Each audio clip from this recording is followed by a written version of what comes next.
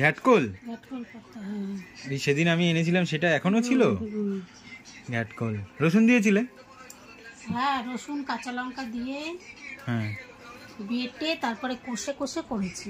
বাহ, ঘ্যাটকোল আমার খুব প্রিয়। বাবার খাওয়া হয়েছে ঘ্যাটকোল? বাবা খেয়ে নিয়েছে। বাবা এদিকে মাছ দিয়ে খাচ্ছে। আর কি রান্না হয়েছে এখানে? মাংস, মুরগির মাংস, পেঁয়াজ রসুন ছাড়া করেছি।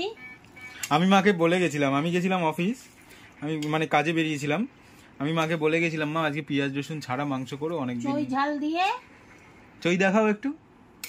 চই ঝাল দিয়ে করেছি। চই ঝাল চই নিচে পড়ে গেছে, এই যে এই ফাঁকটায় আছে। হ্যাঁ, ওই তেজপাতাটার নিচে ওই যে চই ঝাল। এই যে চই ঝাল দিয়ে আমরা মাংস খাই। চই ঝাল আমরা খুব বেশি খাই, আমাদের বাড়িতে মাঝে মধ্যেই থাকে।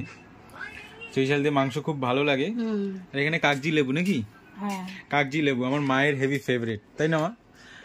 হ্যাঁ, কাগজি লেবুটা আমার খুব ভালো লাগে, সব তরকারি ডাল সবকিছু। মসুর ডালে খুব ভালো লাগে, আমরা মসুর ডালে তো খুবই খাই।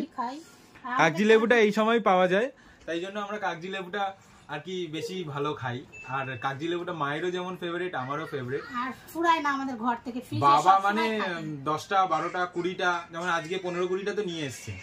বাজারের লোক রেডি করে রেখে দেয় বাবার জন্য কাগজি লেবু, মানে আমরা বাবা একটা অর্ডার দিয়ে রাখে।